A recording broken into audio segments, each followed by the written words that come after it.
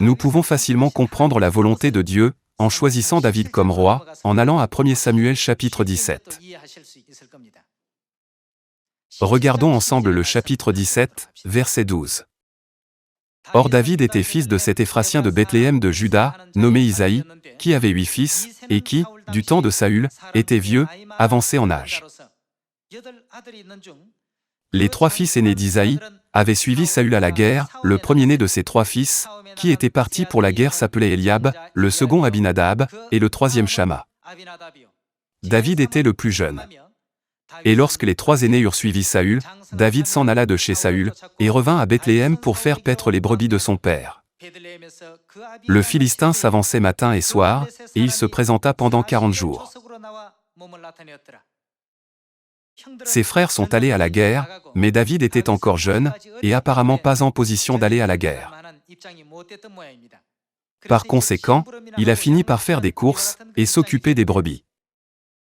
Un jour, son père Isaïe lui demanda d'apporter quelque chose à ses frères. À son arrivée sur le champ de bataille comme demandé, il vit Goliath, un général philistin,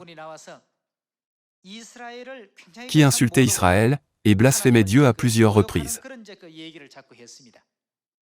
Cependant, tous ceux qui entendirent cela furent intimidés par la présence de Goliath, tremblant de peur sans qu'une seule personne n'ose l'affronter ou penser à le vaincre.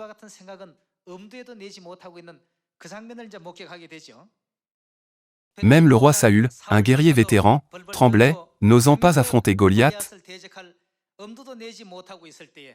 et les frères de David, Eliab, Abinadab et Shama, tremblaient aussi. David, peut-être faible physiquement, mais au cœur le plus fort, s'avança. Je faisais paître les brebis de mon père. Et quand un lion ou un ours venait en enlever une du troupeau,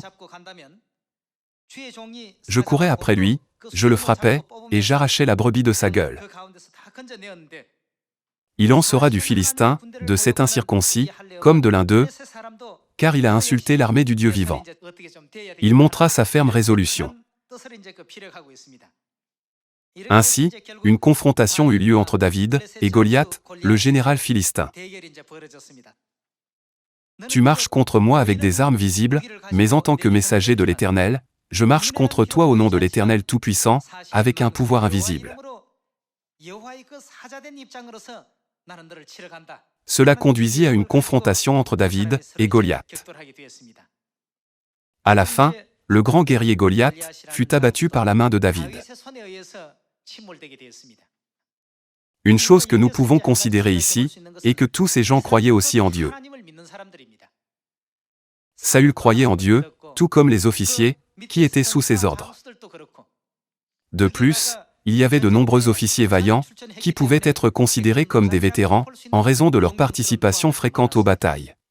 Bien sûr, les frères aînés de David étaient aussi impliqués. En regardant cette scène, nous pouvons nous demander pourquoi Dieu a-t-il choisi David, qui semblait le plus faible aux yeux des hommes? Comment Dieu établit-il ses critères pour ses choix? Que regarde-t-il? Dieu vit dans le cœur de David qu'il était immédiatement capable de cela.